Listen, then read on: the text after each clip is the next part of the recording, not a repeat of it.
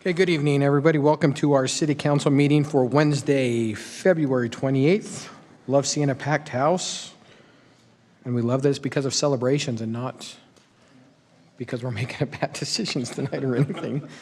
So we're thrilled to have everybody here. We appreciate everybody being here. We're going to start tonight with a Pledge of Allegiance by Sam Winkler.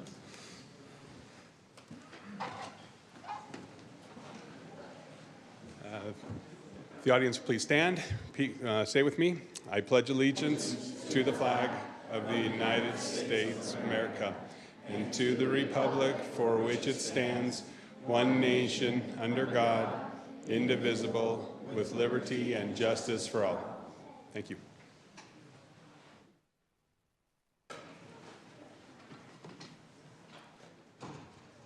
Thank you, Sam.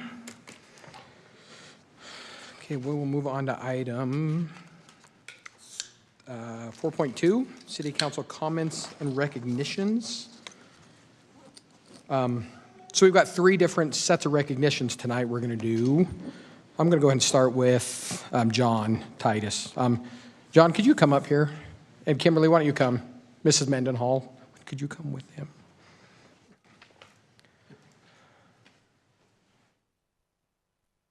Yeah, right there is perfect, John, right there, yep. So I want to introduce everybody to John Titus. I met John, God, was it a year and a half ago, Kimberly? About a year and a half ago.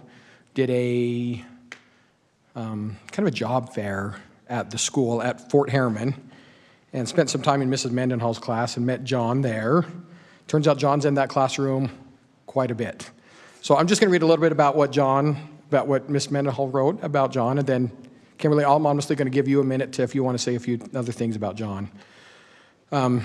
John Titus started volunteer work in late 2019 in Mrs. Kimberly Mendenhall's digital literacy, computer programming, and introductory engineering classes.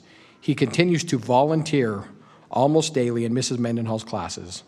John has built and repaired workshop tools, created electronic and computer experiments for Python language classes, and he freely shares his knowledge and skills with Fort Herriman Middle School students and at teaching conferences with Mrs. Mendenhall. John's professional experience includes designing electronic equipment, writing computer programs, and writing technical books and articles. He worked as the chief editor at 2 electrical engineering publications. John earned a PhD in chemistry from Virginia Tech. And really, John, we just want to celebrate you for people like you that make this community what it is, spending time, being willing to volunteer, so much time in the classroom. Kimberly, anything else you'd like to add? Anything I missed? Anything you want to? As a public school teacher, we are deeply indebted to volunteers like John, who give so much of their time, effort, expertise, and we as a community could not do it without volunteers like him. I love it. So John, we just wanted to celebrate you tonight and extend our appreciation for what you do in our community. So can we give him a round of applause, everybody?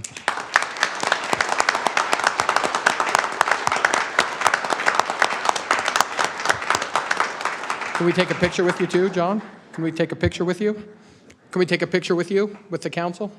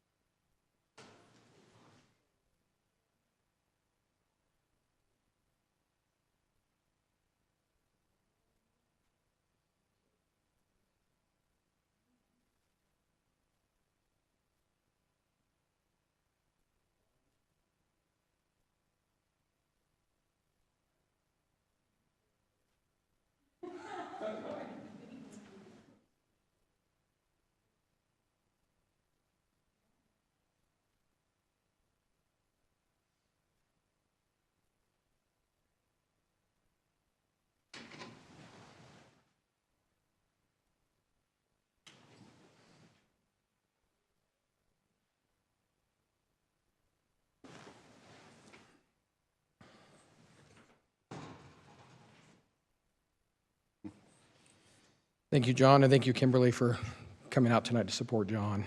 Our next one, I feel like I'm doing all the talking tonight. So a couple of months ago, maybe not even that long ago, probably was a couple of months ago, I saw a story on KSL about 4 young men in our community. And I feel bad. Turns out this wasn't the first time it had happened. But there are 4 young men in our community that let's just say there's a problem spot on Rosecrest where it doesn't matter. Service opportunity spot. A service opportunity spot. Yes, we'll call it that. I like it. But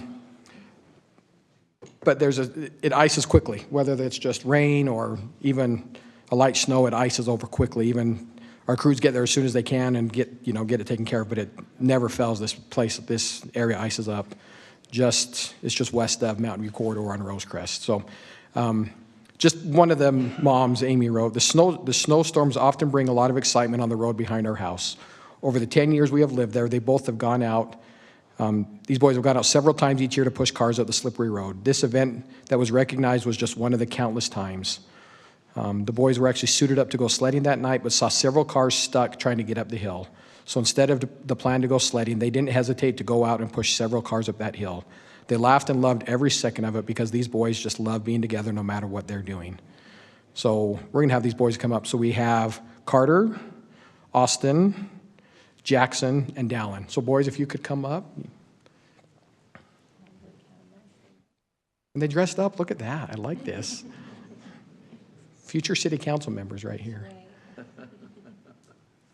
So boy, we just wanted to thank you for tonight. This is the kind of, like similar to what we said about John, this is what makes community important, is taking time to stepping out of your day-to-day activities, being willing to go out and help in that situation. So tonight we just wanted to celebrate you.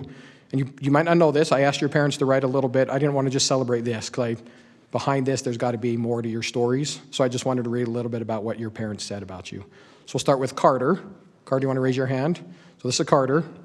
So Carter's 15 years old and falls at the end of the Halcomb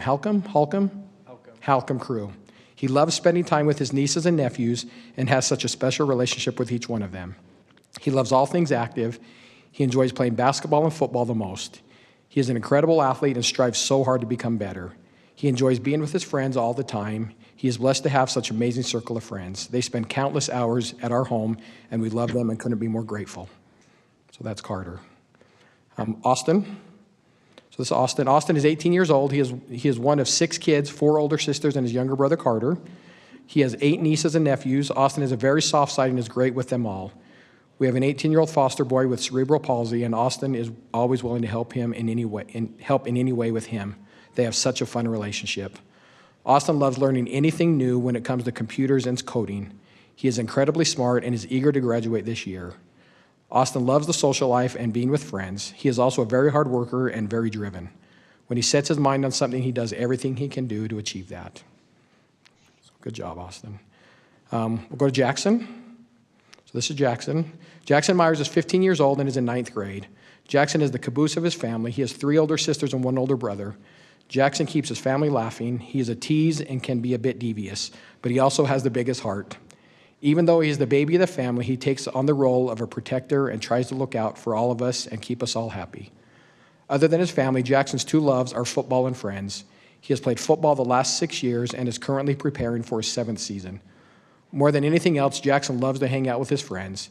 He became friends with Carter and Dallin in 6th grade and has spent more hours with them than anyone else the last few years. If Jackson isn't home, everyone knows that he is at his home away from home, the Halcombs. He loves their whole family, including Carter and Austin's brothers-in-law. By nature, Jackson is kind, respectful, and is a hard worker. It did not surprise us at all to see him and this group of boys jump in at the opportunity to help others. Good job, Jackson. And last, Dallin. So Dallin is 15 and a 9th grader at South Hills. He is a man of many talents. Dallin loves sports, art, and music. He can often be found on a sports field, working at an easel, seated at the piano, or playing the guitar. When he's not doing those things, you'll find him at Carter's house with his incredible group of friends that he loves. Dallin is a very respectful, kind, wonderful young man and a great example to his 3 younger siblings. He's the kind of young man that will step up and help out when he sees a need. So boy, those are pretty impressive things your parents have said about you, and I think your community has seen the kind of young men that you are. So we just wanted to celebrate you tonight and thank you for your example to this community of stepping in when you see a need. So we just wanted to celebrate you tonight. So can we give them a round of applause too?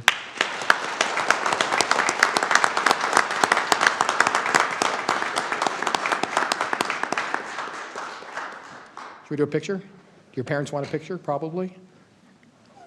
Do we get an invite to hang out at Carter's house? Yes, let's go. We're all gonna- I've been to Carter's house. You've been It is to a good Carter's place house? hang out, yeah.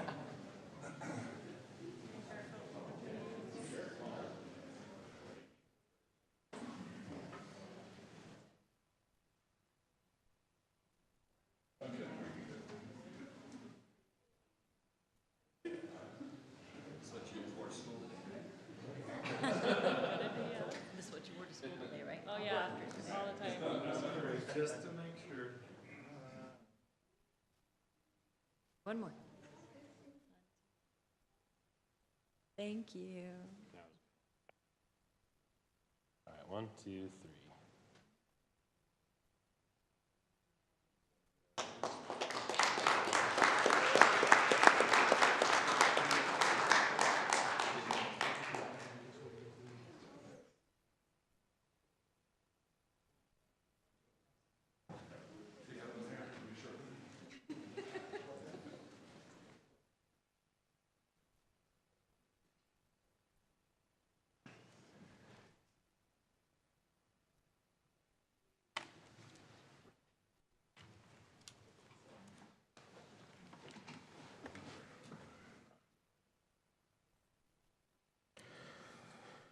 Okay, last but not least tonight, we are going to honor, so we have the D.A.R.E program that exists in our elementary schools. And each year, our D.A.R.E officers do our essay contest. So we're going to recognize the winners from the essay contest from the first semester, correct? So I'm going to turn it over to, I don't know who, Jake, are you running this? Marisha, you running point?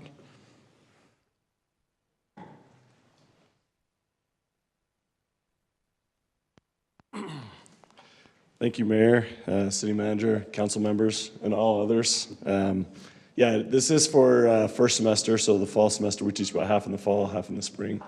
And so they represent roughly probably 600 students and are kind of the best and the brightest that we have. So let's get to them. As I read you guys' names, if you'll come up, right? Come stand right next to us. There's a lot of nerves. So we have, and I apologize if I butcher your guys' name, sorry.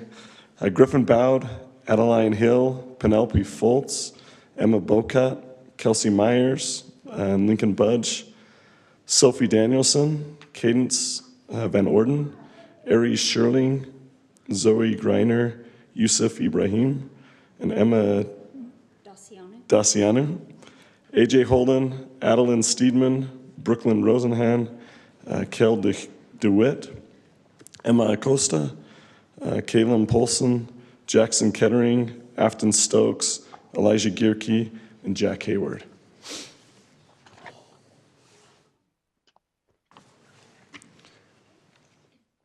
These are them. Perfect. I love it. I know for a lot of you guys, we were at a lot of your D.A.R.E graduations and heard your essays, and they are impressive.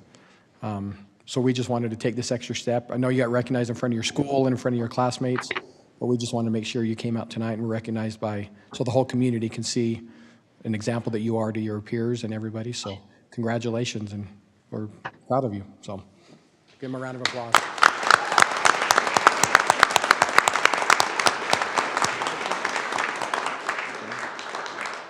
Okay, you guys got to get pictures too. Yeah, if we can, we'd love a picture.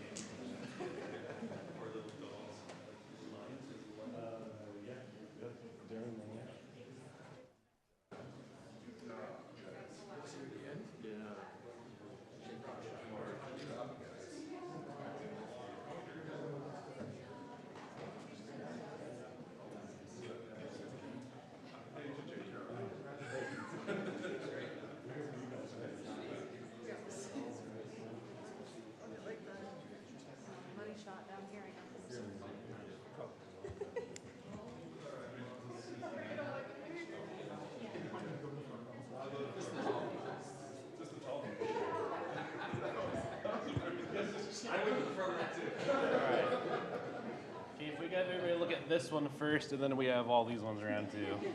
This is what it feels like being at a press conference, by the way. All right, 1, 2, 3. All right, get out of the way.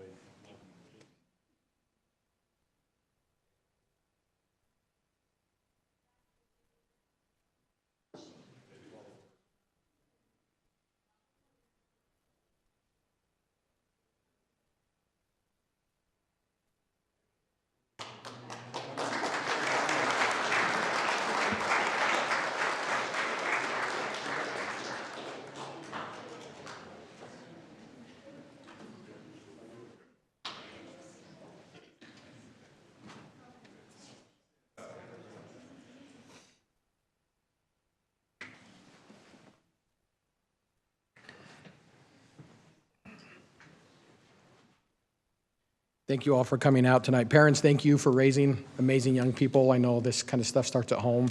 And I want to take an opportunity to thank our D.A.R.E officers as well, Jake and Marisha. They had to split this year, but we're grateful for them. They do. I've been in those schools. Those kids love Officer Jake and Officer Marisha. So thank you for what you guys do as well. So let's give them one more round of applause. So.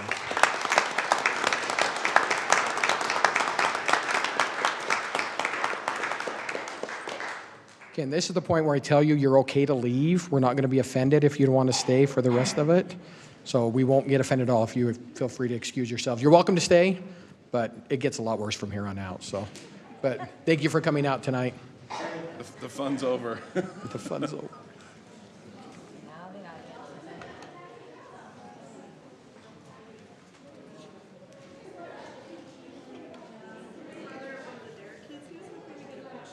Yes, let's sneak over there real fast and do it, yes. Just him? How dare you?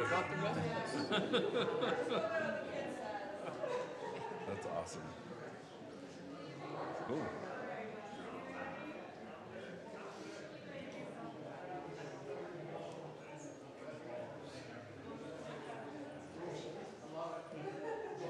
It's cute. Yeah.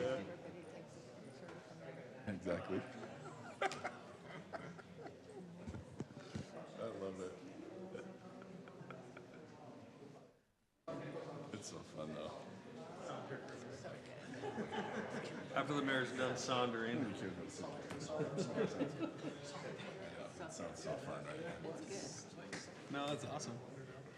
You're a celebrity. Saunter down there. I sauntered. Saunter. Strolled. Did the camera scan up to the clock like it does on the scans up? Okay, we're going to move on to public comment at this, or any other, sorry, I should say any other comments or recognitions. Yeah, I just wanted to make a comment. Teddy talked about it in our work meeting, but we had an opportunity yesterday to be, all 5 of us were involved with the We the People activity over at the Fort Herriman Middle School. And just, what an awesome opportunity. I just wanted to make sure that we took a second, not only to acknowledge, you know, Mrs. Cisneros, the other history teachers there at the school and all the incredible work they've done, but just the effort of a whole class of 8th graders trying to understand the Constitution, how it applies to their lives today. They researched legal cases and historical precedents and important, you know, social movements all around constitutional issues, the Bill of Rights. And I mean, these discussions were amazing. These presentations were just outstanding. And when we think about all the things that kids can learn and should be learning in school, this is right up at the top of the list. I'm just so proud of those kids, proud of those teachers. I came away with a couple conclusions. Number 1, our teachers don't get paid enough. Yeah. Because, wow, that's some hard stuff. And number 2 is the work that they do is gonna, I think it was so poignant to have Ms. Mendenhall here, a teacher who doesn't get all the thanks and acknowledgement that she should get for the work that she does, thanking and acknowledging someone else. Right, we talked about that too, yeah. And I think about all those teachers who put in so much work and so much effort to help these young kids understand the Constitution. I just don't know that they're gonna understand the impact that teaching, that this 6 or 8 weeks of time that they spent on these are gonna impact these youth in the generations to come. And their contributions are gonna echo well beyond that classroom. And so just wanted to recognize and thank them for all the work that they do. Any other recognition? Real quick, I'm just going to recognize Antonio and Frank here tonight. I actually had the opportunity to record a Spanish podcast. My first one in Spanish on last week, and it was the most nervous I've ever been in my entire life. But it was, but it's just a way, it's going to help with some outreach right now into the Latino community, so it was going to be really good, so thank you for being How's here. your vocabulary? Yep. Oh, it was awful. It was awful. A lot of, I didn't understand that. I don't know if anybody understood what I said the whole time, so it was, but it was good. It was fun. Jonathan is excellent at everything. Right. Okay, well, we're going to go on to public comment. At this point, audience members may bring any item to the city council's attention. Comments will be limited to 2 minutes. State law prohibits the council from acting on items that do not appear on the agenda. Public comments for this meeting will also be conducted electronically. Any person interested in addressing the council may submit a comment by emailing recorder@herriman.org or by visiting herriman.org/agendas and minutes, where there's a link to fill out an online public comment form. Your statement will be incorporated into the public record. So I do have one comment form here tonight, so we'll start with Craig Atkinson. I actually missed your work meeting. I was wondering, is it still okay to comment on like item 2.3 there?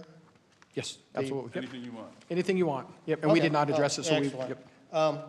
We live like in an A143 area. I go out of my backyard and I see, it looks like an industrial site. There's probably 30, 40 trailers parked there at one of the neighbors' houses. And I hope this, since I missed your meeting, I hope this is the kind of stuff you're addressing to do something about. We've complained before, but we were always told that there's no code to enforce. He can park as many of those things there as he wants. And if you do make a code, I think there needs to be a limit to how many, you should have. I mean, we do live on a piece. I have a horse trailer. I have a little boat, a camp trailer, and so do a lot of other people there, but they don't have 15 camp trailers or 18 motorhomes and a tow truck and leaving vehicles there that they tow in like a salvage yard. So just hoping that all this stuff gets addressed somehow. Perfect. I guess that's all I had to really say. Okay, perfect. Thank you, Craig. And just for your, we did not get to that item yet in the work meeting, so we're actually going to go back to that directly after this meeting to talk about that in our work meeting, so. Okay, I appreciate it. Just so you know. Welcome to come Yep. join us in there. Yeah, you're welcome to step in after. We should be brief tonight, so you're welcome to join us over there if you want to listen to the discussion. Maybe we will. Sounds good. Thank you, Craig. Any other public comment? Okay, seeing none, we'll move on to council reports. We'll start with Jared. Just Unified Fire Authority, continue to go through the budget process. We're in committee meetings, finance and, salary, compensation and benefits. So most of you I've talked to offline and maybe for public consumption. My focus and them asking me to be on the finance or be the chair of the finance committee is to try to help make these things sustainable. Kind of like we've been doing here, like looking at policies and how we've gotten to where we are and how we can make things more sustainable. So one of the major things that I'm pushing for this year is the way that we look at salary adjustments. And without going into too much, in my opinion, they've been doing it backwards, and it's a fight every year of we want to keep up with surrounding communities and pay our people well, and it's just picking a number every year and doing the best we can. So I'm trying to push towards a more systematic approach, looking at an average rolling inflation number, right? And applying that first, which will keep us more in line with those around us. And then the merit adjustment, competitive adjustment is much smaller. Right now they're doing the opposite, saying, well, we need to make this jump to be competitive, and then we need to apply an inflation factor. Like we need to do the opposite, which will help us stabilize that. So those are there's a lot more meat to that discussion, but that's all I'll bore you with tonight. So we're working through that part of it before those things get to the full board to decide as we do, May and June. Thank you, Jared. Teddy? So we had our monthly sewer board meeting last Tuesday. We talked about a couple projects coming in. One, South Hills, that the city's familiar with. We talked about that. We also talked about the point coming in there on the the I-15 corridor area where the old prison site was. A good presentation. I forwarded that out to council.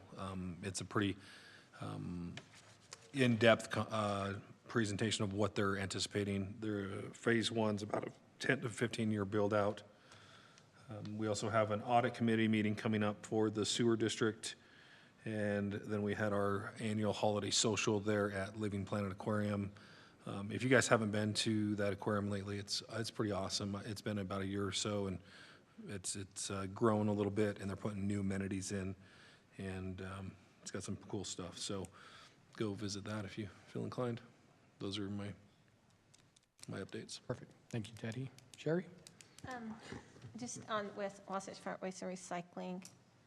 Sorry, there we go, my space.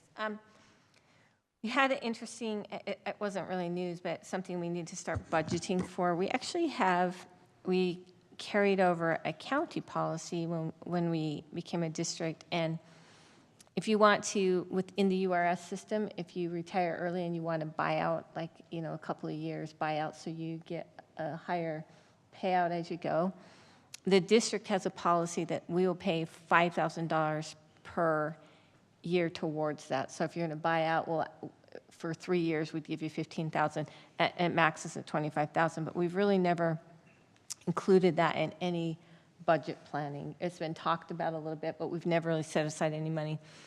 The likelihood of people being able to do that when they on a higher salary becomes less and less, because you have to put a pretty big chunk to buy out years in the URS. But the reality is it still could hit us financially, and we just need to make sure that. But it was also interesting to me, and I know I was going to reach out to the county about this, that the county still has the same policy. So I wonder how they're planning for that. So anybody at URS at the county can have the same benefit. Anyway, just an FYI. And then we did have a fire in one of our recycling trucks up in the Mill Creek area a few weeks ago, on the 30th of January, actually. And it appears to be a battery. That battery was put in the recycle bin. So I just would reiterate to people that the lists on your recycling can aren't just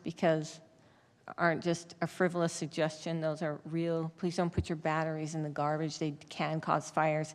I mean, it caused a large amount of damage to this garbage truck. These are $400,000 trucks to have to replace. So please be real careful when you're putting things in your garbage and your recycling. Those are hazardous, so don't put those things in your recycle or your trash. And then Momentum Recycling, they actually do the glass recycling around that you can have a subscription for, but they also started a pilot program up, I think it was Mill Creek, anyway, Immigration Canyon, up in that area.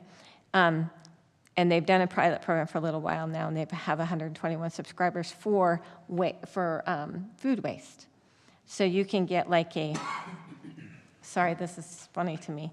You can get a 4-gallon bucket for $13 a month, or you can get a 16-gallon can for $18 a month, and they get dumped once a week. I have no idea who is wasting 16 gallons of food once a week. If you do, you're spending way too much money on groceries. So, but regardless, it's a great idea and a great program, I think, and the district supports it in that we allow them to use our service boundary addresses and things like that. We don't give them people's names and things like that, and then we share the information on our social media so that people are aware of it. But anyway, it's just a pilot program that's moving forward, and just a way to continue to look for ways to reduce things that are dumped at the landfill and all the issues that come with that. So that's my report. Great. Thank you, Sherry. Steve? Nothing. Okay. Real brief, I will just mention I did meet with Brigadier General Darwin Craig with the National Guard. He just wanted me to express to everybody, staff included in the council, their appreciation for how well we work with them on as far as ACA property and trying to protect that buffer. So it means they don't have those same relationships all around their base. So he wanted to express his appreciation. And then he let me know, I didn't know this, I missed it somewhere, but Fort Douglas is actually closing at the U, and they are actually going to relocate to Camp Williams.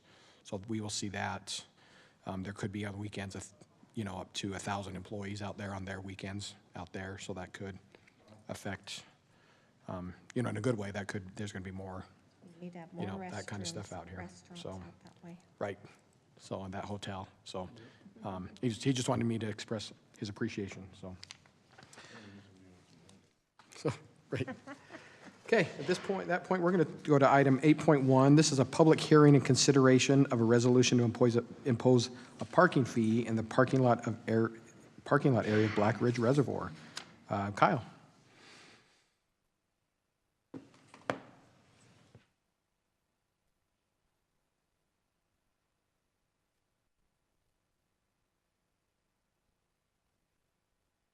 Thank you, Mayor. As we've discussed in previous work sessions, staff has brought up the idea of charging a parking fee at Blackridge during certain periods of time. So the proposed fee is $15 per vehicle per visit, and this would only be charged on Saturdays, Sundays, and holidays from May 1st to September 7th. The reason for this is to help cover costs of operations and maintenance at the facility. And just to reiterate, this would only be Saturdays, Sundays, holidays from May 1st to September 7th. The remainder of the time, there wouldn't be a fee for parking at the reservoir. Any questions for the public hearing? Okay, thank you, Kyle. So we will open the public hearing. Surprised. Okay, and we'll look for a motion to close the public hearing. I'll make a motion to close the public hearing. Second. Motion by Teddy, second by Sherry. All in favor? Aye. Aye. Okay, any discussion on this from the council? No, it's a good move. Hopefully it starts solving some problems. Okay, if you saw the note today, though, from Wendy on we did not get the signatures to expand it, so that we'll move forward without that. The only feedback I got from that is some people tried to jump on and sign it, but it had already expired. They didn't get on it in time. And so that's unfortunate because I don't necessarily know that it's not supported. Yeah, I don't know that it was so low. I don't think It wouldn't have mattered. it wouldn't have mattered. Okay. It was what, John, 14.5% or something? That's what the email said, yeah, 14. Okay. Okay, well then I'll look for a motion to approve. I'll make a motion to approve resolution number R082024 imposing a parking fee in the Blackridge Reservoir parking lot. Motion by Sherry. Second. Second by Steve. We'll do a roll call. Steve? Yes. Sherry? Yes. Teddy? Yes. Jared? Yes. And I'll vote yes. The motion carries. Okay, with that, we'll just move on. Our last item is the consent agenda. Look for a motion to approve the consent agenda as written. Make a motion to approve the consent agenda as written. Second. Motion by Teddy, second by Sherry. Jared? Yes. Teddy? Yes. Sherry? Yes. Steve? Yes. And I'll vote yes. That motion carries. Okay, that brings us to the conclusion of this meeting. Future meetings, Planning Commission on March 6th at 7 o'clock. Next City Council meeting on March 13th, 2024. There is a senior event next Thursday, the 7th, at 10 o'clock here at City Hall. It's a fraud prevention class. Then I will say on the 9th, Saturday the 9th at 11 o'clock, is the Columbus Adult Education Center or the Herriman Community Center ribbon cutting event. So, Mayor, as well, March 5th, there's caucus nights for both Yes. parties. Please see your party affiliation for that information. But that is March 5th, and I think that this body should be definitely promoting that for people to be involved. and I will say, I did talk to Chris Knoll today with the GOP. There is a error on some of the districts. One of the residents reached out to me in 26. It says Fort Herriman is the location, but then it has the address to Herriman High School. So go by the location, not the address, the school itself, because they're trying to fix that with the lieutenant governor. But just look at what the actual location is. So if it says Fort Herriman, go to Fort Herriman. So they're trying to fix that, but luckily a resident caught that, or else could have been a fun night, so. And if there's not a bunch of people where you're at in the right district, you'll be appointed, You'll be a sent over. delegate, Yeah. yep. Yep. So. Okay. With that, I'll look for a motion to go back to work meeting. So moved. Second. All in favor? Aye. Thank you, everybody.